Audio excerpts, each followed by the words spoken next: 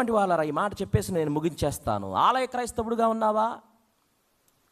నీ దోషం బయటపట్టకుండా గాయమును పైపైన మాత్రమే చెప్పేటువంటి అబద్ధ మాటలు ఒకవేళ నీకు ఎక్కడైనా వినబడతా ఉంటే ఆహా అనుకునేటువంటి క్రైస్తవుడుగా ఉన్నావా? కేవలం నీకు ఏది కావాలో అదే తీసుకునేటువంటి ఆటో డ్రైవింగ్ క్రైస్తవుడుగా ఉన్నావా? లేకపోతే కథలు బాగున్నాయని చెప్పేసి కథలు మాత్రమే వినేటువంటి అనగనగా క్రైస్తవుడుగా ఉన్నావా? ఇంకెప్పుడు వస్తాడులే చూద్దామనేటువంటి అపహాస క్రైస్తవుడుగా ఉన్నావా? ఉప్పుగా వెలుగుగా ఉండేటువంటి అసలు క్రైస్తవుడుగా ఉన్నావా? సిద్ధపడేటువంటి విశ్వాసికి ఉండాల్సినటువంటి క్రైస్తవ జీవితం, అసలు క్రైస్తవ జీవితం లోకానికి ఉప్పుగా, అనగా భూమికి ఉప్పుగా, సారవంతం చేసేదిగా, లోకానికి వెలుగుగా, సిస్టమ్స్లో మీరు ఎక్కడ ఉంటే అక్కడ, ఏ డిపార్ట్మెంట్లో ఉంటే ఆ డిపార్ట్మెంట్లో ఈయన క్రైస్తవుడండి పేరును బట్టి కాదు, నీ యొక్క విలువలను బట్టి.